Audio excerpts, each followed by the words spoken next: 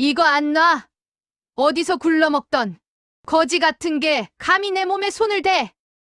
전 며느리의 찢어지는 비명이 파티장에 울려 퍼졌습니다. 그녀는 내 손녀 서영의 멱살을 잡고 흔들고 있었습니다. 나는 떨리는 손으로 지팡이를 바닥에 내리찍었습니다. 쾅 하는 소리와 함께 정적이 흘렀습니다. 그 손 놓지 못해? 그 아이가 누군 줄 알고 감히 폐악질이야? 노인네가 돌았나? 이깟 도둑년 편을 들어? 당신이 뭔데? 나는 입고 있던 허름한 조끼를 벗어 던졌습니다. 내가 바로 이 건물의 주인이다. 그리고 내가 짐승처럼 내다 버린 그 아이가 내 유일한 상속녀다. 경악으로 물든 며느리의 얼굴을 보는 순간 20년을 묵혀온 체증이 뚫리는 듯 했습니다. 다음 이야기 또 들어보시려면요. 구독하고 알림 켜두시면 편해요. 하늘에 구멍이라도 뚫린 듯 비가 쏟아지는 날이었습니다. 강남대로 한복판, 번쩍이는 빌딩 숲 사이에서 내 가게는 마치 이가 빠진 동그라미처럼 초라하게 박혀 있었습니다. 명품 수선이라는 간판은 색이 바래 글씨조차 흐릿했고 5평 남짓한 공간은 눅눅한 습기로 가득 찼습니다. 재봉틀 돌아가는 소리만이 빗소리와 섞여가게 안을 채웠습니다. 내 이름은 김복순, 올해로 72입니다. 사람들은 나를 그저 고집불통의 돈도 없는 꼬장꼬장한 수선집 할머니로만 알고 있습니다. 재개발 소문이 돌 때마다 복덕방 김씨가 찾아와 할머니, 이제 그만 고집 피우고 헐값에라도 넘기쇼라며 혀를 차곤 했습니다. 그럴 때마다 나는 속으로 코웃음을 쳤습니다. 이놈들아, 니들이 우러러보는 그 건물주들이 내 앞에서 무릎 꿇고 돈 빌려가는 건 꿈에도 모르지. 나는 명동 사채 시장에서 현금 왕이라 불리는 김 회장입니다. 하지만 아들이 죽고 난 뒤 돈이라는 게 얼마나 부질없는 종이 조각인지 깨달았습니다. 그저 이렇게 낡은 바늘을 잡고 찢어진 옷이나 기우며 죽을 날만 기다리고 있는 껍데기뿐인 노인이었지요. 그날도 여느 때와 다름없이 지루하고 칙칙한 오후였습니다. 억수같이 쏟아지는 비를 멍하니 바라보고 있는데 가게 처마 밑으로 누군가 뛰어들어오는 인기척이 느껴졌습니다. 아우, 차가워. 다 젖었네. 앳된 목소리였습니다. 곁눈질로 보니 웬 젊은 아가씨 하나가 비를 피하려 몸을 잔뜩 웅크리고 있었습니다. 낡아 빠진 운동화는 흙탕물에 젖어 질척거렸고 어깨에 맨 에코백은 끈이 떨어질 듯 위태로워 보였습니다. 강남 바닥에 어울리지 않는 행색이었습니다. 요즘 대학생들은 명품 가방 하나쯤은 다 들고 다닌다던데 저 아이는 어디서 굴러먹다 온 건지 꼬질꼬질하기 짝이 없었습니다. 나는 미간을 찌푸리며 문을 드르륵 열었습니다. 아가씨, 남의 가게 앞 막지 말고 저리 비켜. 손님 들어오다 나가겠어. 사실 손님이라곤 개미 새끼 한 마리 없었지만 괜히 심술이 났습니다. 비냄새에 섞여 들어오는 저 아이의 궁색한 냄새가 싫었습니다. 마치 내 가난했던 젊은 시절을 보는 것 같아서 억지로 외면하고 싶었는지도 모릅니다. 아가씨가 화들짝 놀라며 고개를 숙였습니다. 아, 죄송합니다, 할머니. 비가 너무 많이 와서요. 잠시만 있다가 갈게요. 죄송합니다.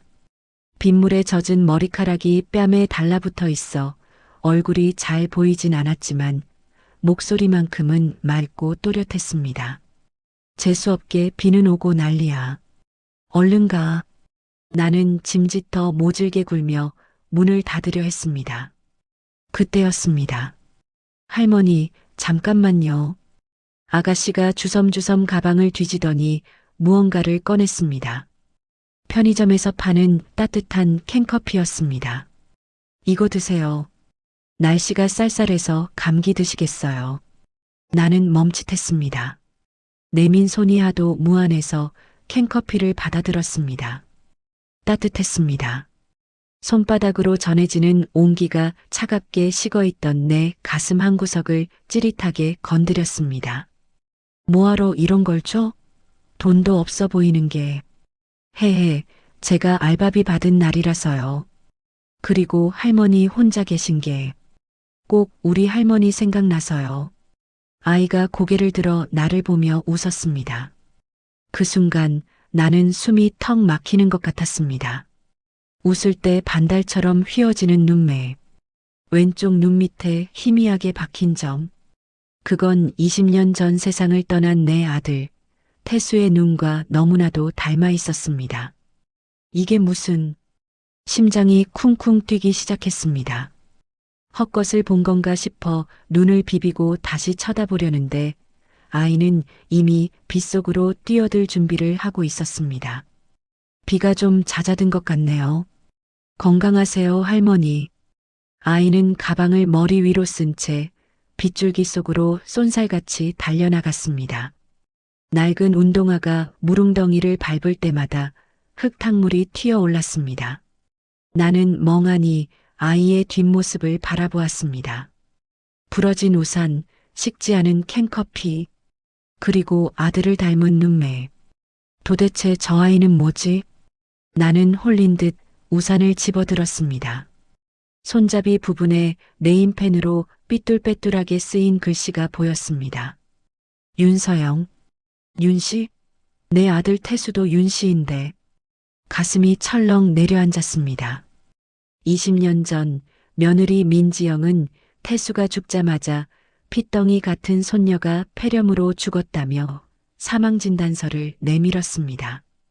나는 그 말을 철석같이 믿고 식음을 전폐했었습니다. 그런데 죽었다던 내 손녀 이름도 서영이었습니다. 설마, 아닐 거야. 세상에 이름 같은 사람이 얼마나 많은데. 하지만 머리로는 부정하면서도 가슴은 요동치고 있었습니다. 아들을 닮은 눈, 똑같은 성과 이름, 그리고 뼈 사무치게 그리운 핏줄의 느낌. 돈 냄새는 기가 막히게 맡아도 사람 정에는 무디게 살아왔던 나. 김복순이 난생 처음으로 알 수 없는 직감에 사로잡혔습니다. 나는 주머니에서 휴대폰을 꺼냈습니다.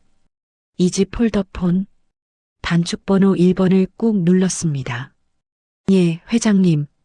말씀하십시오. 굵직한 남자의 목소리. 내 수족처럼 움직이는 김 실장입니다. 김 실장, 지금 당장 알아볼 게 있다.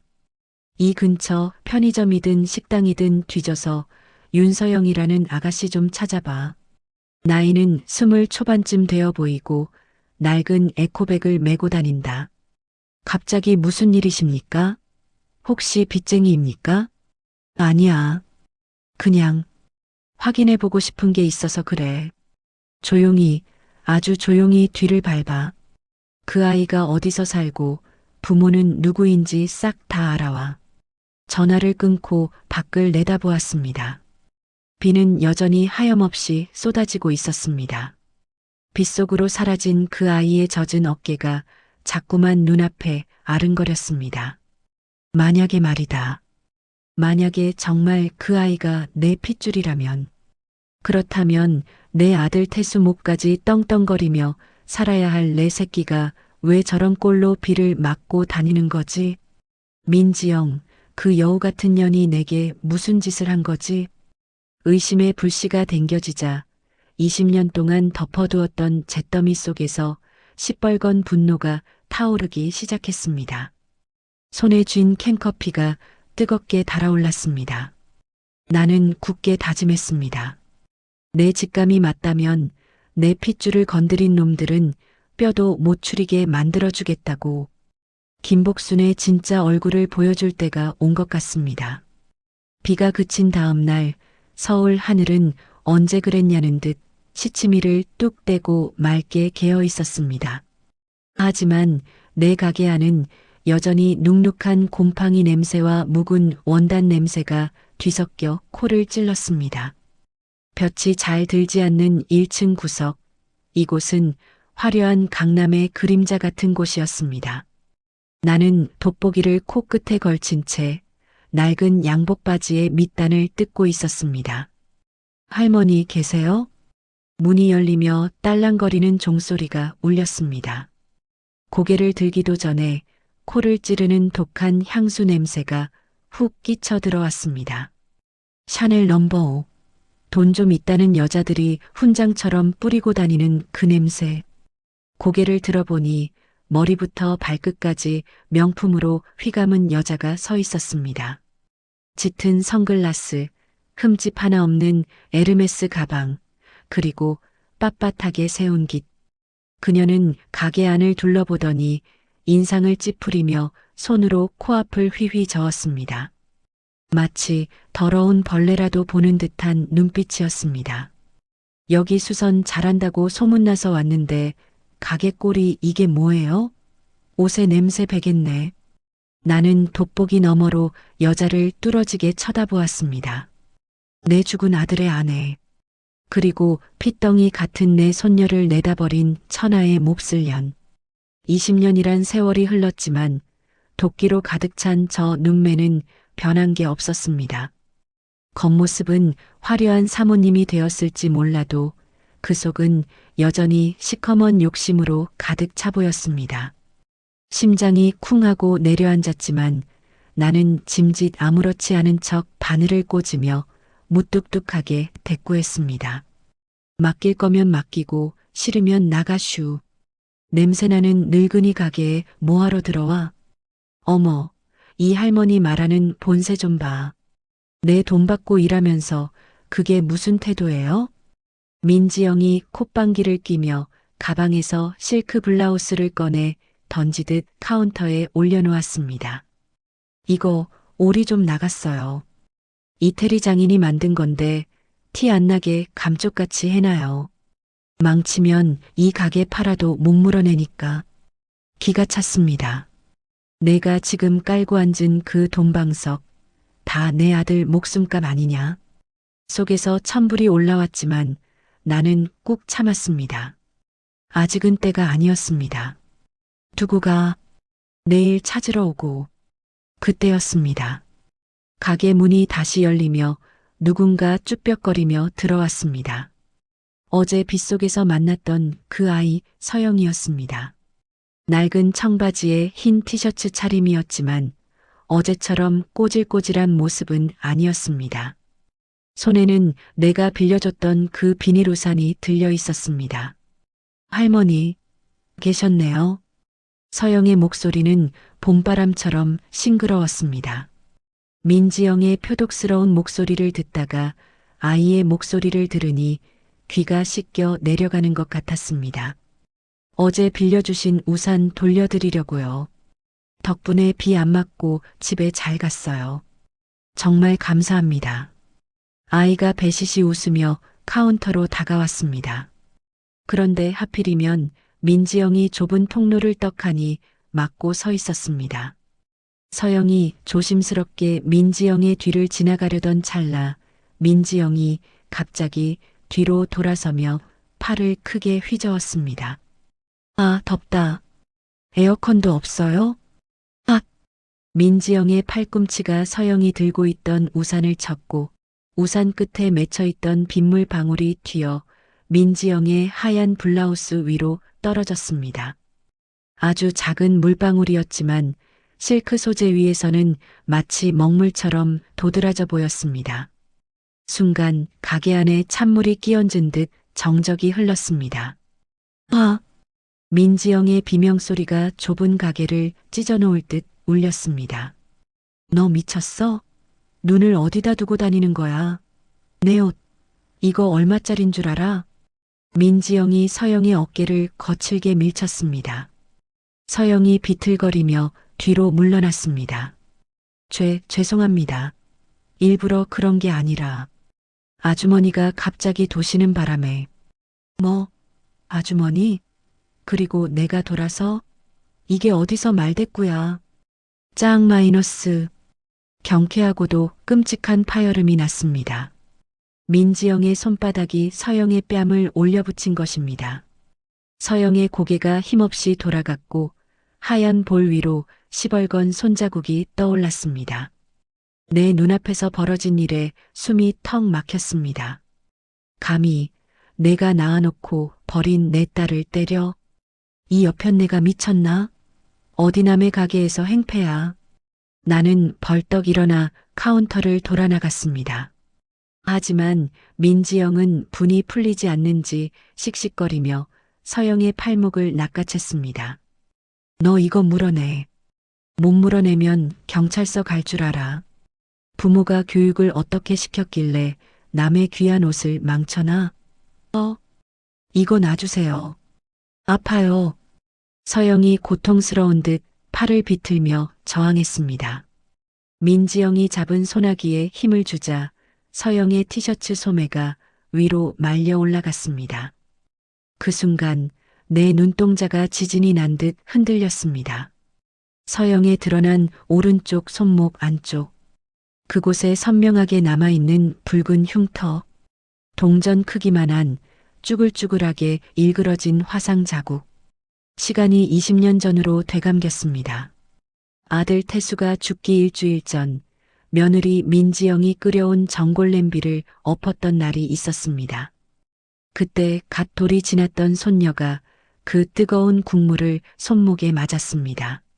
아기 자지러지는 울음소리, 당황해서 어쩔 줄 모르던 아들, 그리고 귀찮다는 듯 인상을 쓰며 약 바르면 낫겠죠라고 말하던 민지영의 서늘한 표정.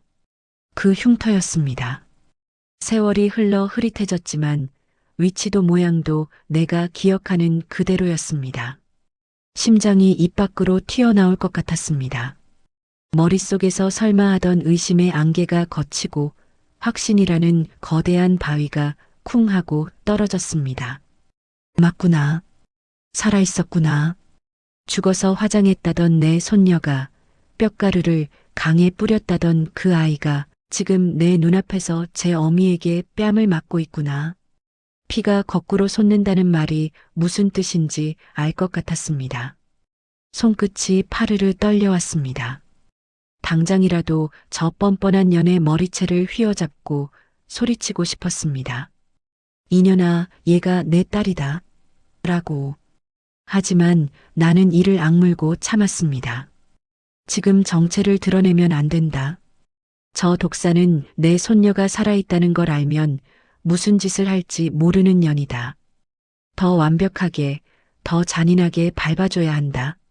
나는 떨리는 손을 뒤로 감추고 최대한 차분하고 걸걸한 목소리를 쥐어짜냈습니다. 그 손 놓지 못해? 내 가게에서 깽판 치면 국물도 없을 줄 알아. 나는 빗자루를 들고 민지영의 발치를 쓸어내는 척하며 위협했습니다. 재수없게 아침부터 와서 지랄이야, 지랄이. 옷? 내가 공짜로 해줄 테니까. 당장 나가. 안 나가면 소금 뿌릴 거야. 민지영은 빗자루 먼지가 날리자 기겁을 하며 서영의 팔을 놓았습니다. 아우, 정말. 수준 떨어져서 못 해먹겠네. 내일 당장 깔끔하게 안 해놓으면 가만 안 둬요. 민지영은 서영을 한 번 더 째려보더니 획하니 돌아서 나갔습니다. 또각또각 하이힐 소리가 멀어질 때까지 나는 숨조차 제대로 쉴 수 없었습니다. 가게 안에 다시 정적이 찾아왔습니다. 서영은 붉어진 뺨을 감싸 쥐고 훌쩍이고 있었습니다. 나는 천천히, 아주 천천히 아이에게 다가갔습니다. 내 아들이 남긴 유일한 핏줄. 지옥 같은 세상에서 혼자 살아남은 내 강아지. 아가. 목소리가 젖어나왔습니다. 서영이 젖은 눈으로 나를 올려다보았습니다. 죄송해요, 할머니. 저 때문에 손님 가시고. 그깟 손님이 대수냐. 어디 보자. 많이 아프지? 나는 서영의 손목을 조심스럽게 잡았습니다. 20년 전 내가 호해주지 못했던 그 흉터를 거친 엄지손가락으로 쓸어보았습니다. 아이의 체온이, 맥박이 내 손끝을 타고 전해져 왔습니다. 뜨겁고 생생했습니다. 화상? 입었었구나. 아, 네. 어릴 때 되었다는데 기억은 안 나요. 징그럽죠? 서영이 멋쩍은 듯 팔을 빼려 했습니다. 아니, 아니다. 하나도 안 징그러워. 예쁘다. 내 눈엔 다 예쁘다. 눈물이 핑 돌았지만 억지로 삼켰습니다. 주머니에서 꼬깃꼬깃한 지폐 몇 장을 꺼내 아이 손에 쥐어주었습니다. 가서 약 사서 발라. 그리고 밥 꼭 챙겨 먹고. 알았지? 할머니, 돈은 괜찮아요. 우산 돌려드린 걸로 된 건데요. 어른이 주면 받는 거야. 잔말 말고 받아. 나는 아이를 등 떠밀어 보냈습니다. 더 데리고 있다간 울음이 터져 나올 것 같아서 견딜 수가 없었습니다. 서영이 몇 번이나 고개를 숙여 인사하고 멀어지는 뒷모습을 보며 나는 가게 문을 걸어 잠갔습니다. 그리고 안쪽 쪽방으로 들어가 낡은 금고를 열었습니다. 철컥. 육중한 소리와 함께 금고 문이 열리자 그 안에는 현금 다발과 서류 뭉치들이 가득했습니다. 나는 벽에 걸린 달력을 푹 찢어버렸습니다. 그래, 민지영. 내가 감히 내 아들 목숨값을 가로채고 내 새끼를 시궁창에 버려? 그리고 이제 와서 내 앞에서 내 손녀 뺨을 쳐? 용서는 없다. 자비도 없다. 내가 가진 모든 것, 돈, 명예, 그리고 그 잘난 자존심까지 내가 깡그리 씹어먹어주마. 나는 휴대폰을 꺼내 다시 김 실장에게 전화를 걸었습니다. 목소리는 차갑게 가라앉아 있었습니다. 김 실장, 작업 시작해. 민지영이 그년 뒷조사부터 철저하게 다시 해. 그리고 유전자 검사센터 예약 잡아라. 내일 당장. 강남 낡은 수선집 할머니가 아닌 명동 사채왕 김복순의 진짜 사냥이 시작된 것입니다. 가게 셔터를 평소보다 일찍 내렸습니다. 어두침침한 수선실 안 켜져 있는 것은 책상 위 스탠드 조명 하나뿐이었습니다. 비좁은 쪽방의 공기는 무겁게 가라앉아 있었고 내 심장 소리만이 시계 초침 소리와 경쟁하듯 쿵쿵거렸습니다. 똑똑. 회장님, 접니다. 김 실장이 들어왔습니다. 평소 감정을 잘 드러내지 않는 양반인데 오늘따라 그의 표정이 딱딱하게 굳어 있었습니다. 그의 손에는 두툼한 누런 서류 봉투가 들려 있었습니다. 나왔나? 목소리가 잘게 떨렸습니다. 김 실장은 말없이 고개를 끄덕이며 봉투를 내밀었습니다. 나는 침을 꼴깍 삼키고 떨리는 손으로 봉투의 입구를 찢었습니다. 종이가 찢어지는 소리가 천둥처럼 크게 들렸습니다. 서류를 꺼내 펼쳤습니다. 복잡한 의학 용어와 숫자들이 어지럽게 나열되어 있었지만 내 눈은 오직 맨 아래 붉은색으로 강조된 한 줄의 문장과 숫자에 고정되었습니다. 친자관계 성립 확률 99.9999%. 숨이 턱 막혔습니다. 글자들이 눈물에 번져 흐릿해졌습니다. 맞구나. 정말 내 새끼구나. 꿈이 아니었어. 20년 전 불에 타 한 줌 재가 되었다던 그 아이가 정말 살아있었어. 나는 서류를 가슴에 품고 책상에 엎드려 오열했습니다. 태수야, 내 핏줄이 살아있다. 내 딸이 살아있어. 죽은 아들의 이름이 입 밖으로 터져 나왔습니다. 가슴속에 맺혀있던 거대한 응어리가 녹아내리는 것 같았습니다. 감사함과 미안함, 그리고 사무치는 그리움이 뒤섞여 통곡이 되었습니다. 한참을 짐승처럼 울었습니다. 김 실장은 그저 묵묵히 내 등 뒤를 지키고 서 있었습니다. 얼마나 지났을까? 눈물을 닦아내고 고개를 들었을 때 내 눈빛은 이전과는 달라져 있었습니다. 슬픔이 휩쓸고 간 자리에 차가운 이성이 들어찼습니다. 김 실장, 말해봐. 나는 젖은 목소리지만 단호하게 물었습니다. 민지영 그년이 도대체 어떻게 일을 꾸민 거야? 멀쩡한 애를 어떻게 죽은 사람으로 만들었어? 김 실장이 품에서 또 다른 서류 뭉치와 사진 몇 장을 꺼내 책상 위에 펼쳤습니다. 20년 전 아드님 장례식 날이었습니다. 민지영은 경황이 없다는 핑계로 아이를 친정에 맡긴다고 데리고 나갔습니다. 하지만 아이가 간 곳은 친정이 아니라 강원도 외딴 곳에 있는 무허가 보육원이었습니다. 사진 속에는 쓰러져가는 낡은 건물이 찍혀 있었습니다. 내 손녀가 따뜻한 밥 한 끼 제대로 못 먹고 자랐을 그 지옥 같은 곳. 당시 아이가 고열에 시달렸던 건 사실입니다. 민지영은 그걸 이용했습니다. 동네 병원 의사를 매수해서 폐렴으로 사망했다는 허위 진단서를 발급받았고 구청에는 화장 확인서까지 위조해서 제출했습니다. 당시만 해도 전산 처리가 허술했던 점을 악용한 겁니다. 돈 때문이었겠지. 예. 회장님이 아드님 몫으로 남겨주셨던 사망보험금과 유산 50억. 아이가 살아있으면 상속권 문제로 복잡해지니 아이를 제거하고 본인이 단독 상속받은 겁니다. 그 돈으로 지금의 남편과 결혼해서 건설사를 차린 거고요. 내 입에서 헛웃음이 터져나왔습니다. 돈 50억? 내가 평생을 바쳐 모은 그 돈이 내 아들을 죽음으로 내몰고 내 손녀를 고아로 만든 칼이 되었다니. 주먹을 꽉 쥐었습니다. 손톱이 살을 파고들어 피가 배어 나올 정도였지만 아픔조차 느껴지지 않았습니다. 그년이 내 아들 목숨값으로 명품을 휘두르고 호의호식하며 살았단 말이지. 내 머릿속에 어제 민지영에게 뺨을 맞던 서영의 얼굴이 스쳐 지나갔습니다. 낡은 운동화, 다 떨어진 우산, 그리고 그 서글픈 흉터.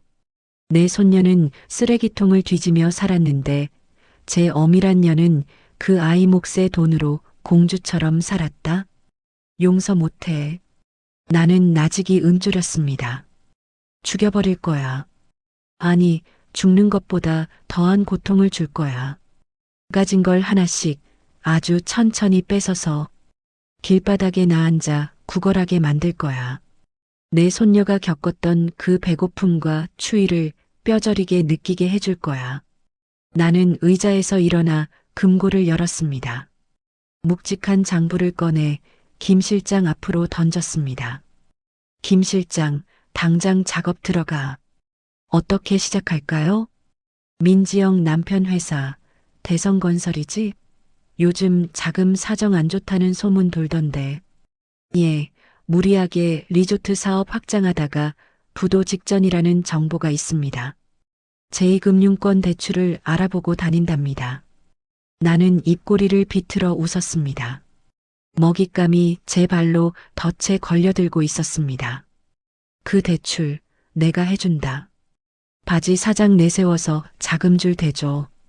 이자는 싸게, 조건은 좋게. 놈들이 덥석 물 수밖에 없게 미끼를 던져. 알겠습니다. 그리고 손녀분은 어떻게 하시겠습니까? 당장 데려오시겠습니까?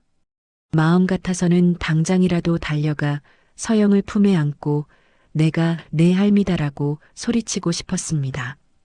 비단 입을 덮어 재우고 산의 진미를 먹이고 싶었습니다. 하지만 나는 고개를 저었습니다. 아니, 아직은 안 돼. 지금 내가 나서면 민지영이 눈치채고 아이를 해코지할 수도 있어. 그리고 갑자기 나타난 부자 할머니라니 아이가 놀라서 도망갈 수도 있다. 나는 잠시 생각에 잠겼습니다. 서영에게 가장 필요한 것은 돈이 아니라 곁을 지켜줄 어른, 그리고 안전한 울타리였습니다. 가게로 부르자. 예. 수선실 알바 자리 하나 만들어서 구인 광고 내. 시급은 다른 데 2배로 하고 밥도 준다고 해. 서영이가 다니는 대학 게시판에 붙여 가장 가까운 곳에 두고 지켜볼 생각이었습니다. 밥이라도 배불리 먹이고 누가 괴롭히지 못하게 내 날개 아래 품어야 했습니다. 그리고 언젠가 내가 저 악당들을 다 쓸어버리고 깨끗해진 세상을 아이에게 물려줄 때, 그때 당당하게 말할 것입니다. 그리고 김 실장 하나 더. 나는 벽에 걸린 민지영의 사진을 지팡이로 가리켰습니다. 민지영이가 그동안 세탁해온 과거, 덮하네. 놈들이 가장 행복해하는 순간, 가장 높은 곳에 올라가 있는 그 순간에 바닥을 무너뜨려 버릴 거니까. 김 실장이 깊숙이 고개를 숙이고 나갔습니다. 텅 빈 가게에 다시 혼자가 되었습니다. 나는 서영의 친자 확인 서류를 액자에 넣는 대신 금고 가장 깊은 곳에 숨겼습니다. 이것은 내 남은 생을 불태울 연료이자 전쟁을 승리로 이끌 비밀 병기였습니다. 나는 낡은 재봉틀 앞에 앉았습니다. 마치 칼을 갈 듯 페달을 밟았습니다. 기다려라. 시어머니가 밥상 차리기 시작했다. 아주 뜨겁고 매운맛으로 보여주마. 서영이가 내 가게 명품 수선의 아르바이트생으로 출근한 지 일주일이 지났습니다. 가게 유리창에 붙여두었던 시급 2만 원, 식사 제공, 초보 환영이라는 강남 바닥 어디에도 없을 파격적인 구인 전단지는 서영이가 오자마자 떼어버렸습니다. 다 찌그러져가는 5평짜리 가게에 웬 알바냐고 수군거리는 사람들도 있었지만 나는 콧방귀를 꼈습니다. 내 돈 내고 내 손녀 밥 먹이겠다는데 누가 뭐라 할 텐가. 할머니, 저 왔어요. 오늘도 날씨가 좋네요. 딸랑 마이너스 종소리와 함께 서영이 들어왔습니다. 씩씩한 목소리였지만 얼굴은 푸석해 보였습니다. 눈밑이 퀭한 게 어젯밤에도 잠을 설친 모양입니다. 나는 돋보기를 고쳤으며 짐짓 무뚝뚝하게 대꾸했습니다. 왔냐? 빗자루 들고 바닥부터 쓸어. 먼지 날리지 않게 살살. 네, 알겠습니다. 서영은 군소리 없이 앞치마를 둘렀습니다. 싹싹하게 바닥을 쓸고 원단 정리를 하는 뒷모습을 보며 나는 몰래 한숨을 삼켰습니다. 김 실장이 보고한 바에 따르면 서영은 지금 고시원 월세가 밀려 쫓겨날 판이라고 했습니다. 게다가 다음 학기 등록금은커녕 당장 끼니 해결하기도 벅찬 상황이었습니다. 돈 좀 쥐어주고 싶어 손이 근질거렸지만 꼭 참았습니다. 자존심 강한 아이입니다. 뜬금없이 큰 돈을 주면 도망갈 수도 있고 무엇보다 가난하지만 정직하게 사는 아이의 삶을 돈으로 모욕하고 싶지 않았습니다. 점심시간이 되었습니다. 나는 전화기를 들었습니다. 여기 수선집인데 갈비탕 2개. 특으로 고기 많이 넣어서. 할머니, 갈비탕이요? 저 김밥 싸왔는데. 서영이 가방에서 랩으로 싼 김밥 한 줄을 꺼냈습니다. 단무지와 시금치만 들어간 편의점 김밥보다 못한 것이었습니다. 가슴이 미어지는 것 같아 나는 버럭 소리를 질렀습니다. 아, 시끄러워. 내가 먹고 싶어서 시키는 거야. 2인분 이상 배달된다잖아. 남기면 벌금 낼 줄 알아. 잠시 후 김이 모락모락 나는 갈비탕이 도착했습니다. 나는 뚝배기 하나를 서영이 앞으로 거칠게 밀어주었습니다. 먹어. 국물 남기지 말고. 서영은 잠시 머뭇거리더니 숟가락을 들었습니다. 뜨거운 국물을 한 모금 넘기자 아이의 눈가가 붉어졌습니다. 허겁지겁 고기를 건져 먹는 모습을 보며 나는 내 밥그릇에 있는 고기를 죄다 건져 아이의 뚝배기에 얹어 주었습니다. 늙으면 소화 안 돼서 고기 싫어해. 너 다 먹어라. 할머니, 감사합니다. 진짜 맛있어요. 먹을 땐 말하는 거 아냐. 튀어. 잘 먹는 모습을 보니 배가 불렀습니다. 내 새끼 입에 밥 들어가는 것만큼 보기 좋은 구경이 어디 있을까?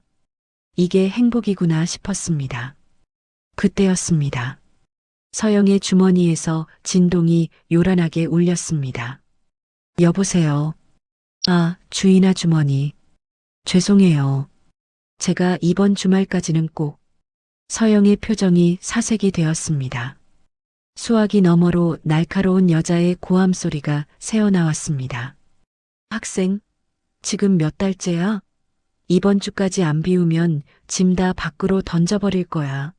알았어? 뚝. 전화가 끊어졌습니다. 서영은 고개를 숙인 채 어깨를 들썩였습니다. 갈비탕 김서린 뚝배기 위로 눈물방울이 뚝뚝 떨어졌습니다. 나는 모른 척 바느질감을 집어들었습니다. 하지만 속에서는 천불이 났습니다. 고작 월세 30만 원 때문에 내 손녀가 저런 수모를 겪다니. 서영이 화장실에 간 사이 나는 재빨리 휴대폰을 꺼내 김 실장에게 문자를 보냈습니다. 작전명 키다리. 지금 당장 실행해. 서영이 사는 고시원 건물주 만나라. 오후 3시쯤 되었을까? 가게 문이 열리고 낯익은 얼굴이 들어왔습니다. 내 법률 자문을 맡고 있는 박 변호사였습니다. 멀끔한 양복 차림의 그는 내 정체를 아는 몇 안 되는 측근 중 하나였습니다. 회장님, 지나가는 길에 들렀습니다. 건강은 좀 어떠십? 박 변호사가 인사를 하려다 구석에서 다림질을 하고 있는 서영을 보고 말을 멈췄습니다. 그의 눈이 동그랗게 커졌습니다. 저 학생은? 박 변호사는 20년 전 내 아들 태수와 호영호제하던 사이였습니다. 당연히 태수를 꼭 닮은 서영을 알아볼 수밖에 없었겠지요.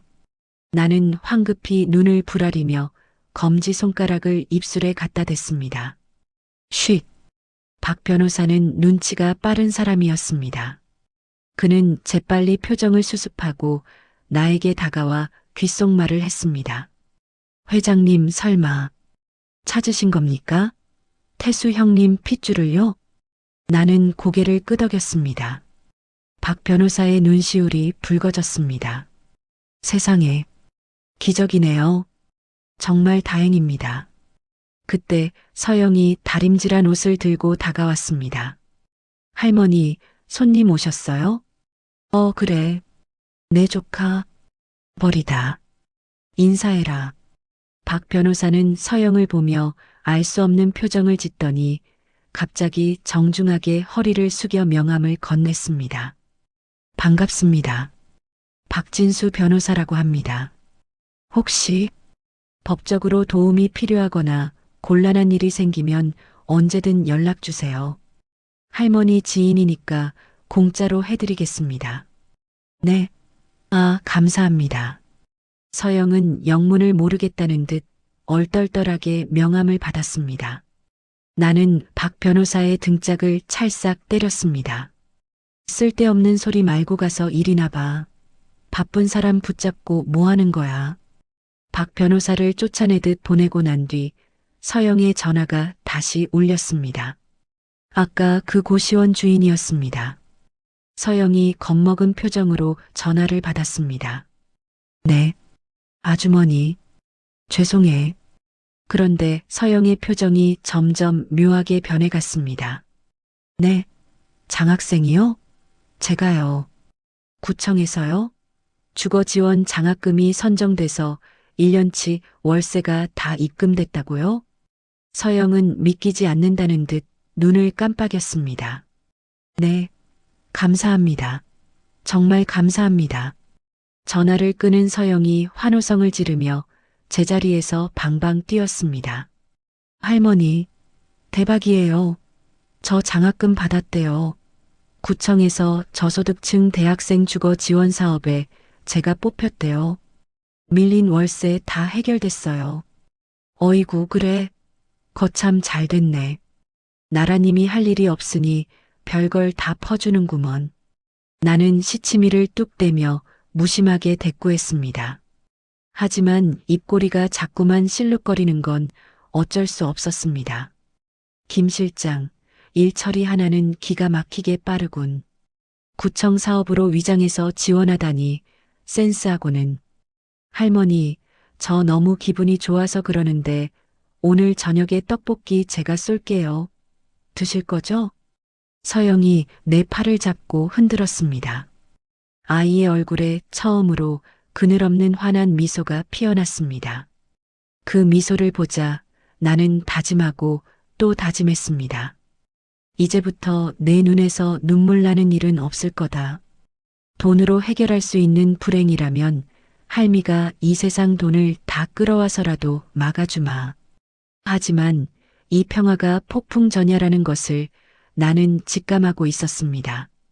퇴근 무렵 김 실장에게서 서류 한 통이 팩스로 들어왔습니다. 대성건설 자금 대출 신청서 신청인 대표이사 강준호, 연대보증인 민지영. 민지영의 남편이자 서영을 버린 공범 강준호. 그들이 드디어 내 덫에 발을 들여놓은 것입니다. 대출 신청 금액은 100억. 담보는 그들이 살고 있는 펜트하우스와 회사 지분 전량. 나는 붉은색 사인펜을 들었습니다. 종이 위 서명란에 꾹 눌러 사인을 했습니다. 종이가 찢어질 만큼 강렬하게. 어서 와라. 지옥행 급행열차는 처음이지? 서영이 콧노래를 부르며 가게를 정리하는 소리가 들렸습니다. 가을비가 추적추적 내리는 오후였습니다. 며칠 전 대성건설 강준호 대표 앞으로 100억 원의 자금이 입금되었습니다. 내 돈이 그들의 숨통을 틔워준 척했지만 사실은 그들의 목을 올가맬 올가미가 단단히 걸린 셈이었습니다. 하지만 쥐도 궁지에 몰리면 고양이를 문다고 했던가요? 돈이 들어오자마자 민지영의 눈빛이 다시 거만하게 번들거기 시작했다는 소리가 들려왔습니다. 할머니, 저 잠깐 편의점 다녀올게요. 커피 드시고 싶으시죠? 서영이가 앞치마를 벗으며 명랑하게 물었습니다. 이제 제법 살이 올라 볼이 통통해진 아이를 보니 내 마음도 넉넉해졌습니다. 커피는 무슨, 몸에 안 좋다. 우유나 하나 사와라. 에이, 할머니 믹스커피 좋아하시잖아요. 금방 다녀올게요. 서영이가 우산을 쓰고 나간 지 얼마 되지 않아 가게 앞에 검은색 고급 세단 한 대가 미끄러지듯 멈춰섰습니다. 차 문이 열리고 기사가 우산을 받쳐들자 밍크쇼를 두른 민지영이 내렸다. 하이힐 소리가 신경을 긁었습니다. 민지영은 가게 안으로 들어오지 않고 통유리 너머로 가게를 훑어보며 누군가와 통화를 하고 있었습니다. 여보, 여기 맞다니까? 강남 한복판에 이런 흉물스러운 건물이 아직도 박혀 있다는 게 말이 돼? 이번에 자금 들어온 걸로 여기 싹 밀어버리고 갤러리나 짓자니까. 나는 바느질하던 손을 멈췄습니다. 이 건물을 밀어버려? 내 목숨줄 쥔 채권자가 누군지도 모르고 입을 함부로 놀리는구나. 민지영이 전화를 끊고 가게 문을 열었습니다. 딸랑, 아주머니 계세요? 지난번 수선 맡겼던 옷을 찾으러 온 게 아니었습니다. 그녀의 눈은 먹잇감을 노리는 하이에나처럼 가게 구석구석을 훑고 있었습니다. 옷 찾으러 왔으면 저기 걸려 있으니 가져가. 나는 쳐다보지도 않고 툭 내뱉었습니다. 아니, 옷 말고. 할머니, 이 가게 뺄 생각 없어요? 우리 남편 회사가 이 건물을 통째로 매입할까 하는데. 안 빼. 죽어도 여기서 죽을 거야. 아이고, 답답해라. 권리금 넉넉히 챙겨줄 때 나가요. 나중에 강제 철거당해서 쫓겨나지 말고. 여기가 무슨 강남 물 흐리는 판자촌도 아니고 냄새나서 원. 민지영이 코를 막으며 인상을 찌푸렸습니다. 냄새? 돈 냄새만 잘 나는구먼. 너 같은 것들이 뿌리는 향수 냄새보다 땀 흘려 일하는 냄새가 100배는 향기로운 법이다. 뭐요? 너 같은 것들? 이 노인네가 진짜. 민지영의 언성이 높아지던 그때였습니다. 할머니, 커피 사왔어요. 서영이가 문을 열고 들어왔습니다. 비에 젖은 우산을 접으며 들어오던 서영이는 민지영을 보고 멈칫했습니다. 저번 그 손님, 민지영의 눈썹이 꿈틀했습니다. 너, 여기서 일하니? 네. 아르바이트하고 있습니다. 민지영은 기가 차다는 듯 헛웃음을 터뜨렸습니다. 끼리끼리 논다더니 거지 같은 노인네랑 꼬질꼬질한 알바생이랑 딱이네. 야, 너 저번에 내 옷 망친 거 변상은 했니? 그건 할머니가 해결해 주셨다고. 서영이가 위축되어 말끝을 흐렸습니다. 나는 벌떡 일어나 서영이를 내 등 뒤로 감췄습니다. 해결했으면 됐지 왜 남의 직원한테 시비야. 볼 일 없으면 당장 나가. 소금 뿌리기 전에 나는 옆에 있던 소금 바구니를 들어 촥 뿌렸습니다. 하얀 굵은 소금이 민지영의 밍크숄 위로 후두둑 떨어졌습니다. 아, 미쳤어? 진짜 노망났나 봐. 민지영이 비명을 지르며 숄을 털어냈습니다. 분이 안 풀리는지 씩씩거리며 나를 노려보다가 갑자기 시선이 내 등 뒤에 있는 서영에게 꽂혔습니다. 서영이는 겁에 질려 내 옷자락을 꽉 쥐고 있었습니다. 그런데 그 손 모양이 그리고 긴장하면 입술을 잘근잘근 깨무는 그 버릇이 민지영의 동공이 미세하게 흔들렸습니다. 너, 민지영이 홀린 듯 서영에게 다가오려 했습니다. 20년 전 죽은 남편 윤태수도 긴장하면 꼭 저렇게 입술을 깨물곤 했으니까요. 핏줄이 보내는 본능적인 신호, 불길한 기시감 DJAVUE 그녀를 사로잡은 게 틀림없었습니다. 그때 내 입에서 결정적인 실수가 터져나왔습니다. 너무 급한 나머지 아이의 이름을 부르고 만 것입니다. 서영아, 저 여자 내쫓아라. 문 열어. 순간 가게 안에 찬물을 끼얹은 듯 정적이 흘렀습니다. 민지영의 걸음이 딱 멈췄습니다. 그녀의 얼굴에서 핏기가 싹 가셨습니다. 뭐? 민지영의 목소리가 파르르 떨렸습니다. 방금 뭐라고 불렀어요? 서영. 심장이 덜컥 내려앉았습니다. 아차 싶었지만 주워 담을 수 없었습니다. 민지영의 시선이 서영의 얼굴을 집요하게 파고들었습니다. 너 이름이 서영이니? 윤서영? 서영이는 영문을 모른 채 고개를 끄덕였습니다. 네, 윤서영인데요. 민지영의 표정이 기괴하게 일그러졌습니다. 공포와 경악 그리고 설마 하는 의심이 뒤섞인 혼돈 그 자체였습니다. 윤서영, 윤태수의 딸. 내가 20년 전 죽였다고 신고한 그 아이 이름. 민지영은 뒷걸음질 쳤습니다. 말도 안 돼. 죽었는데. 분명히 죽었는데. 그녀는 헛것을 본 사람처럼 중얼거렸습니다. 손이 부들부들 떨리고 있었습니다. 아줌마, 왜 그러세요? 어디 편찮으세요? 서영이가 걱정스런 마음에 다가가려 하자 민지영은 비명을 지르며 뒷걸음질 쳤습니다. 오지 마. 저리 가. 재수없게.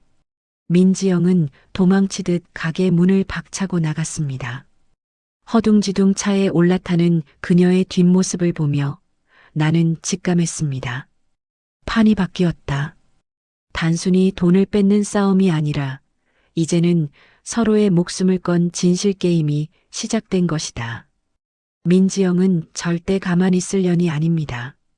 자신의 완벽한 인생에 오점을 남기지 않기 위해 죽은 줄 알았던 딸이 살아있다는 의심이 드는 순간 확인하려 들 것입니다. 그리고 만약 사실이라면 다시 한번 아이를 없애려 들지도 모릅니다. 나는 떨고 있는 서영이를 꼭 안아주었습니다. 괜찮다. 별 미친 여자가 다 있구나. 놀랐지? 네. 저 아줌마 저를 아는 것 같았어요. 눈빛이 너무 무서웠어요. 서영의 몸이 가늘게 떨리고 있었습니다. 나는 아이의 등을 토닥이며 어둠 속을 응시했습니다. 걱정 마라. 할미가 있다. 아무도 널 건드리지 못해. 그날 밤 나는 김 실장을 호출했습니다. 민지영이 움직이기 전에 우리가 먼저 선수를 쳐야 했습니다. 하지만 내 예상보다 악의 본능은 더 빨랐습니다. 다음 날 아침 가게 문을 열자마자 경찰차 2대가 요란한 사이렌을 울리며 들이닥쳤습니다. 신고받고 왔습니다. 여기 윤서영 씨 있습니까? 경찰들이 들이닥쳤고 그 뒤로 선글라스를 낀 민지영이 표독스러운 미소를 지으며 걸어 들어왔습니다. 전현이에요. 어제 내 밍크쇼를 털어주면서 내 다이아몬드 반지를 훔쳐간 도둑년이. 민지영이 서영이를 손가락질했습니다. 우려했던 일이 터지고 말았습니다. 놈들은 서영이의 정체를 확인하기도 전에 싹부터 잘라버리기로 작정한 것입니다. 가장 더럽고 치졸한 방법으로. 서영이의 새하얗게 질린 얼굴을 보는 순간 내 이성이 뚝 끊어졌습니다. 그래, 갈 때까지 가보자 이거지? 이거 나요. 전 정말 아니라니까요. 서영의 비명이 내가 평생 지켜온 수선실의 공기를 찢어발겼습니다. 경찰 2명이 서영의 양팔을 거칠게 꺾어 제압했습니다. 아이의 가느다란 손목에 차가운 쇠붙이가 채워졌습니다. 철컥. 그 소리가 마치 내 심장에 대못을 박는 소리처럼 들렸습니다. 당신들 뭐야? 영장 가져와. 죄 없는 애한테 이게 무슨 짓이야? 내가 고래고래 소리를 지르며 경찰의 팔을 붙잡고 늘어졌지만 젊은 형사는 나를 귀찮은 짐짝 취급하듯 밀어냈습니다. 나는 힘없이 바닥으로 나뒹굴었습니다. 할머니, 할머니, 괜찮으세요? 서영이 울부짖으며 나를 향해 몸을 비틀었지만 건장한 경찰들에게 끌려가게 밖으로 내동댕이 쳐졌습니다. 그 뒤로 민지영이 입꼬리를 비릿하게 말아올리며 나를 내려다보고 있었습니다. 할머니, 직원 관리 좀 잘하지 그랬어요. 내 다이아 반지가 어떤 건지 알아요? 그게 3억짜리야, 3억. 이 천벌 받을 년. 내가 꾸민 짓인 거 내가 모를 줄 알아? 증거 있어? 있으면 경찰서 와서 짖으세요. 여기서 행패 부리지 말고. 민지영은 콧노래를 흥얼거리며 유유히 사라졌습니다. 멀어지는 경찰차의 사이렌 소리가 내 정신을 아득하게 만들었습니다. 강남 경찰서 형사과. 형광등 불빛이 시리도록 하얗게 쏟아지는 그곳은 지옥보다 더 차가웠습니다. 서영은 조사실 의자에 앉아 파들파들 떨고 있었습니다. 얼마나 울었는지 눈은 퉁퉁 부어 있었고 입술은 다 터져 피가 맺혀 있었습니다. 학생, 좋게 말할 때 내놓지 그래. 가방에서 나왔잖아. 형사가 증거물 봉투를 책상 위에 탁 던졌습니다. 투명한 비닐 안에서 3캐럿 다이아몬드 반지가 번쩍거렸습니다. 서영의 낡은 에코백 안주머니에서 나왔다는 그 반지였습니다. 정말 몰라요. 제 가방에 그게 왜 들어있는지 모른다고요. 모르긴 뭘 몰라. CCTV 보니까 그 사모님 옷 털어줄 때 내가 가방 근처에 있었더구만. 그때 슬쩍 넣은 거 아니야? 아니에요. 전 맹세코. 아이고, 요즘 대학생들 명품 좋아한다더니 겁도 없이 3억짜리에 손을 대? 너 이거 특수절도야. 학교도 잘리고 감옥 가서 콩밥 좀 먹어야 정신 차리겠어? 형사의 위압적인 고함에 서영은 숨조차 제대로 쉬지 못하고 꺽꺽거렸습니다. 유리병 너머로 그 모습을 지켜보는 내 속은 이미 숙검정이 되었습니다. 민지영, 그 독사가 서영이 옷을 털어줄 때 몰래 가방에 넣어둔 게 분명했습니다. 변호사, 내 변호사 불러. 내가 고함을 치며 조사실 문을 두드렸지만 형사들은 코웃음만 쳤습니다. 할머니, 여기서 이러시면 공무집행 방해로 같이 들어갑니다. 조용히 하세요. 그때 민지영이 담당 형사와 웃으며 커피를 마시는 모습이 보였습니다. 김 형사님, 우리 남편이 서장님하고 골프 친구인 거 아시죠? 어린애니까 좋게 타일러서 자백만 받아요. 콩밥 좀 먹여야 싹수가 고쳐지지. 아이고, 사모님 걱정 마십시오. 증거가 이렇게 확실한데 발뺌해봤자죠. 돈과 권력 앞에 진실 따위는 휴지 조각이었습니다. 나는 벽을 짚고 겨우 서 있었습니다. 지금 내가 김 회장이라는 신분을 밝히면 서장실 문을 박차고 들어가 이 판을 뒤집을 수도 있었습니다. 하지만 안 된다. 참아야 한다. 지금 내 정체를 밝히면 서영이는 풀려날지 몰라도 민지영을 완벽하게 파멸시킬 기회는 날아가 버립니다. 민지영은 꼬리 자르기를 하고 빠져나갈 것이고 내 손녀는 평생 도둑 누명 썼던 애라는 꼬리표를 달고 살아야 할지도 모릅니다. 나는 피눈물을 삼키며 박 변호사에게 문자를 보냈습니다.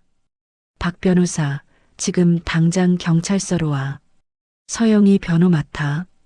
일단 불구속 수사로 빼내. 잠시 후 박 변호사가 헐레벌떡 뛰어들어왔습니다. 그는 상황을 파악하자마자 형사들에게 법 조항을 들이대며 따지기 시작했습니다.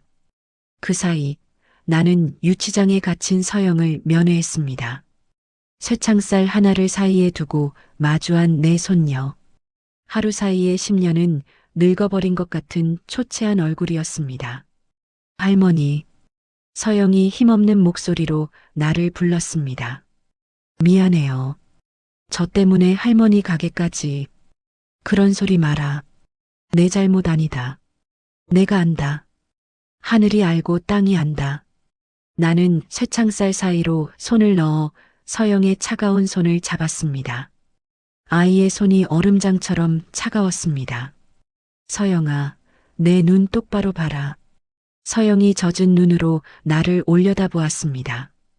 저 사람들이 뭐라고 하든 세상이 너한테 뭐라고 손가락질하든 기죽지 마라. 넌 도둑 아니다. 넌 세상에서 제일 귀한 아이다. 너무 무서워요. 제가 안 훔쳤다고 해도 아무도 안 믿어줘요. 저 이제 학교도 못 다니고 인생 망친 것 같아요. 서영이 오열하며 바닥에 주저앉았습니다. 그 작은 등을 토닥여줄 수조차 없는 현실이 원통해서 나는 입술을 꽉 깨물었습니다. 비릿한 피맛이 입안에 퍼졌습니다. 면회 시간이 끝나고 경찰서 밖으로 나왔습니다.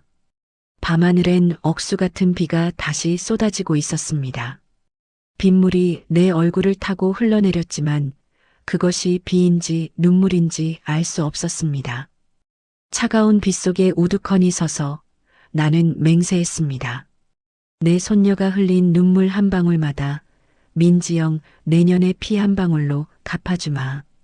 오늘 내가 내 손녀에게 준 모욕과 공포, 이자까지 쳐서 1000배, 10,000배로 돌려주마. 주머니 속에서 진동이 울렸습니다. 김 실장이었습니다. 회장님, 준비됐습니다. 보고해. 내 목소리는 지옥에서 기어나온 악기처럼 낮게 깔려 있었습니다. 대성건설 강준호, 민지영 부부. 내일 저녁 7시 창립 30주년 기념 파티를 호텔에서 성대하게 연답니다. 정재계 인사들 500명을 초청했고요. 500명이라 관객은 충분하군. 그리고 방금 전 우리가 빌려준 100억 원에 대한 기한 이익 상실 통보서를 발송했습니다. 내일 파티장 도착 전까지 상환하지 않으면 담보로 잡힌 회사 주식과 펜트하우스는 전부 회장님 소유로 넘어옵니다. 잘했다. 그리고 하나 더. 나는 경찰서 건물을 돌아보며 싸늘하게 덧붙였습니다. 내일 파티장에 내가 입고 갈 옷 준비해. 수선실 할망구 옷 말고 명동 김 회장이 입는 옷으로 제일 화려하고 제일 비싼 걸로. 알겠습니다. 그리고 서영 양은 박 변호사가 힘써서 곧 풀려날 것 같습니다만 불구속 기소 상태라 재판은 받아야 합니다. 재판? 재판은 법정에서 하는 게 아니야. 나는 지팡이를 바닥에 쾅 내리찍었습니다. 내일 파티장, 그곳이 바로 재판장이다. 내가 직접 판결을 내릴 거니까. 밤비가 거세게 몰아쳤습니다. 나는 빗속을 뚫고 걸어갔습니다. 더 이상 처량한 노인의 뒷모습이 아니었습니다. 사냥을 앞둔 맹수의 서늘한 살기가 내 전신을 휘감고 있었습니다. 민지영, 오늘 밤 실컷 웃어둬라. 내일 해가 지면 너는 내가 딛고 서 있던 그 화려한 무대가 지옥의 불구덩이로 변하는 꼴을 보게 될 테니. 그랜드 하얏트 호텔 그랜드 볼룸. 샹들리에가 쏟아내는 빛이 눈이 부실 정도로 찬란했습니다. 대성건설 창립 30주년 기념 파티. 대한민국 내로라 하는 정재계 인사들이 와인잔을 부딪히며 가식적인 웃음을 흘리고 있었습니다. 나는 호텔 로비 거울 앞에 섰습니다. 늘어난 티셔츠와 보풀인 솜조끼는 쓰레기통에 처박았습니다. 대신 최고급 흑단 실크로 지은 정장과 검은색 코트를 걸쳤습니다. 백발의 머리는 단정하게 올렸고 20년 동안 금고 깊숙한 곳에 봉인해 두었던 비치 가락지를 약지에 끼웠습니다. 명동 사채 시장을 호령하던 김 회장. 그 서슬 퍼런 모습으로 돌아온 것입니다. 회장님, 준비되셨습니까? 턱시도를 입은 김 실장이 비장한 표정으로 물었습니다. 가자. 청소하러. 나는 흑단 지팡이를 바닥에 딱 하고 내리찍었습니다. 그 소리가 마치 전쟁을 알리는 북소리처럼 울렸습니다. 파티장 안은 축제 분위기였습니다.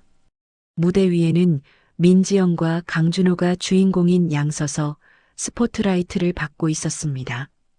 오늘 저희 대성건설이 이렇게 성장할 수 있었던 건 모두 여기 계신 여러분 덕분입니다. 민지영이 마이크를 잡고 우아하게 인사했습니다. 그녀의 손가락에는 서영이에게 도둑 누명을 씌웠던 그 3억짜리 다이아 반지가 번쩍이고 있었습니다. 그때 행사장 구석이 소란스러워졌습니다. 이거 놓으세요. 저한테 왜 이러세요? 경호원들에게 양팔이 붙들린 채 끌려오는 사람. 서영이었습니다. 박 변호사의 도움으로 유치장에선 나왔지만 민지영이 선처를 베풀 테니 와서 사죄하라며 억지로 불러낸 것이 분명했습니다. 민지영의 눈이 반달처럼 휘어졌습니다. 어머, 우리 불청객이 왔네요. 여러분, 잠깐 주목해 주시겠어요? 음악이 멈추고 500여 명의 시선이 서영에게 꽂혔습니다. 민지영은 무대 아래로 내려와 서영이 앞에 섰습니다. 어린 학생이 순간의 실수로 제 반지를 훔쳤지만 저는 넓은 아량으로 용서하려 합니다. 대신 이 많은 분들 앞에서 다시는 도둑질하지 않겠다고 무릎 꿇고 약속하면요. 서영은 입술을 피가 나도록 깨물며 고개를 저었습니다. 전 훔치지 않았어요. 사모님이 제 가방에 넣으셨잖아요. 이게 아직도 정신을 못 차리고. 민지영의 표정이 순식간에 야차처럼 변했습니다.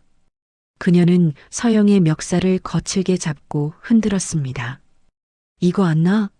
어디서 굴러먹던 거지 같은 게 감히 내 몸에 손을 대. 무릎 꿇으라니까. 바로 그 순간이었습니다. 쾅! 거대한 홀의 양쪽 문이 활짝 열리며 굉음과 함께 내 지팡이가 대리석 바닥을 강타했습니다. 파티장 전체에 정적이 흘렀습니다. 수백 개의 눈동자가 입구 쪽으로 쏠렸습니다. 김 실장을 비롯한 건장한 경호원 10명을 대동하고 내가 그들 사이에 섰습니다. 지팡이 소리만이 정막을 깨고 울려 퍼졌습니다. 나는 천천히 아주 위험 있게 민지영을 향해 걸어갔습니다. 민지영이 눈을 가늘게 뜨고 나를 쳐다보았습니다. 화려한 옷차림과 압도적인 분위기 때문에 처음엔 알아보지 못하는 눈치였습니다. 하지만 내가 가까이 다가갈수록 그녀의 눈동자가 지진이라도 난 듯 흔들리기 시작했습니다. 설마 저 노인네가 수선집 할망구. 나는 민지영의 코앞에 멈춰 섰습니다.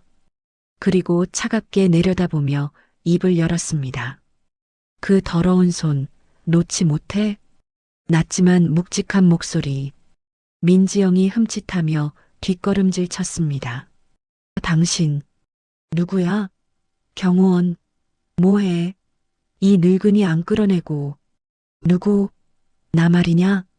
나는 싸늘하게 웃으며 품에서 서류 봉투 하나를 꺼내 민지영의 얼굴에 뿌렸습니다. 하얀 종이들이 눈처럼 흩날리며 바닥에 떨어졌습니다. 그것은 바로 기한 이익 상실 통보서와 부동산 및 주식 압류 통지서였습니다. 이 건물의 주인이자 내년 남편이 빌려 쓴 100억의 채권자다. 뭐라고? 강준호가 사색이 되어 뛰어왔습니다. 바닥에 떨어진 서류를 집어든 그의 손이 사시나무 떨듯 떨렸습니다. 명동 김 회장? 당신이 그 전설의 김 회장이라고? 좌중이 술렁거렸습니다. 명동 김 회장이라는 이름의 무게를 아는 사람들이었습니다. 나는 지팡이로 민지영을 가리켰습니다. 민지영, 내년이 내 아들 목숨값 50억으로 쌓아 올린 이 모래성, 오늘부로 내가 접수한다. 무슨 헛소리야. 아들 목숨값이라니. 당신 설마. 민지영의 얼굴이 백지장처럼 하얗게 질렸습니다. 이제야 내 정체를 알아챈 것입니다. 20년 전 죽은 전 남편의 어머니, 자신이 무시했던 그 수선집 노인. 그래, 내가 태수엄이다. 내가 속이고 기만하고 짐승처럼 내다버린 윤서영의 친할미란 말이다. 내 호통 소리가 파티장을 쩌렁쩌렁 울렸습니다. 나는 겁에 질려 떨고 있는 서영을 내 품으로 끌어당겼습니다. 서영아, 고개 들어라. 죄 지은 거 없다. 당당하게 펴. 서영이 멍한 눈으로 나를 올려다보았습니다. 할머니? 정말 우리 할머니예요? 그래. 내가 내 할미다. 늦게 와서 미안하다. 너무 늦게 알아봐서 미안해. 나는 울먹이는 서영을 감싸 안고 다시 민지영을 노려보았습니다. 여기 증거가 있다. 김 실장이 대형 스크린에 영상을 띄웠습니다. 어제 경찰서에서 민지영이 담당 형사에게 뇌물을 건네며 청탁하는 장면, 그리고 결정적으로 수선실 CCTV에 찍힌 민지영이 서영의 가방에 반지를 몰래 집어넣는 장면이 고화질로 재생되었습니다. 아니야. 저건 조작이야. 모함이야. 민지영이 비명을 지르며 발악했지만 이미 사람들의 시선은 경멸로 바뀌어 있었습니다. 그리고 여기 또 하나. 나는 김 실장에게 눈짓을 했습니다. 스크린 화면이 바뀌었습니다. 유전자 검사 결과 김복순 마이너스 윤서영 친자관계 성립 99.9%, 그리고 20년 전 민지영이 위조했던 사망 진단서와 보육원 입소 기록들이 낱낱이 공개되었습니다. 내년이 멀쩡한 내 손녀를 죽은 사람으로 만들고 유산을 가로챘다는 증거다. 사기, 사문서 위조, 아동유기, 그리고 무고죄까지. 감옥에서 썩어 문드러질 준비나 해라. 으악. 아니야. 내 돈이야. 다 내가 키운 회사라고. 민지영이 악을 쓰며 나에게 달려들려 했습니다. 하지만 김 실장과 경호원들이 그녀를 단숨에 제압했습니다. 여보, 뭐라도 좀 해봐. 민지영이 남편을 찾았지만 강준호는 이미 부도 처리가 확정되었다는 전화를 받고 바닥에 주저앉아 너클 놓고 있었습니다. 끝났다. 끌고 가. 내 손짓 하나에 경찰들이 들이닥쳤습니다. 이번엔 서영이가 아니라 민지영과 강준호의 손목에 수갑이 채워졌습니다. 이거 내가 누군 줄 알아? 나, 어머니, 제가 잘못했어요. 한 번만 봐주세요. 민지영이 끌려가며 내 바짓가랑이를 잡으려 했지만 나는 지팡이로 그녀의 손을 매몰차게 쳐냈습니다. 어머니?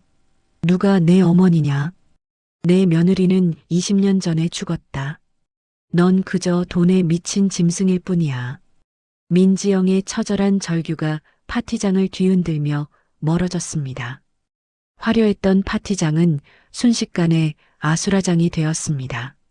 모든 상황이 정리되고 파티장엔 웅성거림만 남았습니다. 나는 힘이 풀려 휘청거리는 서영을 부축했습니다. 가자, 아가. 집에 가자. 할머니, 할머니. 서영이 내 품에 얼굴을 묻고 오열했습니다. 그 뜨거운 눈물이 내 가슴을 적셨습니다. 나는 아이의 등을 쓸어내리며 20년 만에 처음으로 편안한 숨을 내쉬었습니다. 비로소 내 아들 태수에게 떳떳한 어미가 되었다. 나는 지팡이를 짚고 당당하게 걸어나갔습니다. 내 곁에는 세상 무엇과도 바꿀 수 없는 보물, 내 손녀 서영이가 있었습니다. 그날의 소란이 있고 난 뒤 계절이 두어 번 바뀌었습니다. 강남의 빌딩 숲은 여전히 번쩍거리고 사람들은 바쁘게 오가지만 내 작은 세상은 조금 달라졌습니다. 민지영과 강준호는 징역 7년형을 선고받고 복역 중입니다. 그들이 자랑하던 대성건설은 공중분해되었고 펜트하우스는 경매로 넘어갔습니다. 나는 그 수익금 전액을 서영이와 같은 처지의 아이들을 돕는 재단에 기부했습니다. 그리고 나는 여전히 이 낡은 수선실을 지키고 있습니다. 으리으리한 회장실도 푹신한 소파도 내 자리가 아닙니다. 드르륵거리는 재봉틀 소리와 눅눅한 원단 냄새가 나는 이곳이 내 진짜 집이니까요. 달라진 게 있다면 이제 혼자가 아니라는 것입니다. 할머니, 국수 다 삶았어요. 얼른 오세요. 안쪽 쪽방에서 서영이의 명랑한 목소리가 들려옵니다. 나는 돋보기를 벗어놓고 주름진 손을 툭툭 털며 일어났습니다. 좁은 상 위에 양은 냄비 하나가 김을 모락모락 피우고 있습니다. 멸치 육수 냄새가 구수하게 코를 자극합니다. 서영이가 젓가락을 내밀며 배시시 웃습니다. 할머니가 좋아하는 잔치국수예요. 김치도 썰어놨어요. 뭐냐? 고맙다. 우리 강아지가 끓여줘서 더 맛있겠네. 우리는 머리를 맞대고 국수를 후루룩 들이켰습니다. 뜨끈한 국물이 목을 타고 넘어가니 온몸이 노곤해집니다. 서영이는 이제 낡은 운동화 대신 제법 깔끔한 구두를 신고 학교도 다시 다니고 있습니다. 수선 기술을 배우겠다며 주말마다 내 옆에 붙어 앉아 바늘귀를 꿰는 녀석을 볼 때면 죽은 아들이 살아 돌아온 것 같아 가슴이 뭉클합니다. 할머니, 근데요. 서영이가 국물을 마시다 말고 눈을 동그랗게 뜨고 묻습니다. 할머니 진짜 돈 많아요? 사람들이 자꾸 명동 큰손이니 뭐니 하던데. 나는 짐짓 시치미를 뚝 떼며 김치를 씹었습니다. 돈은 무슨, 다 뜬 소문이다. 이 늙은이가 가진 게 뭐 있겠냐? 이 가게 하나랑 너 하나뿐이지. 에이, 거짓말. 박 변호사님한테 다 들었는데? 그 녀석이 입이 싸구먼. 국수 붓는다. 얼른 먹어. 서영이가 까르르 웃음을 터뜨립니다. 그 웃음소리가 좁은 가게를 가득 채웁니다. 나는 국수 그릇 너머로 서영이의 맑은 얼굴을 바라보았습니다. 내 인생의 겨울은 길고도 추웠습니다. 돈이라는 장작을 아무리 태워도 따뜻해지지 않던 냉골 같은 삶이었습니다. 하지만 이제야 알겠습니다. 진짜 따뜻함은 돈다발에서 나오는 게 아니라 비 오는 날 씌워주는 낡은 우산 속에 그리고 마주 앉아 나눠 먹는 국수 한 그릇 속에 있다는 것을요. 비가 옵니다.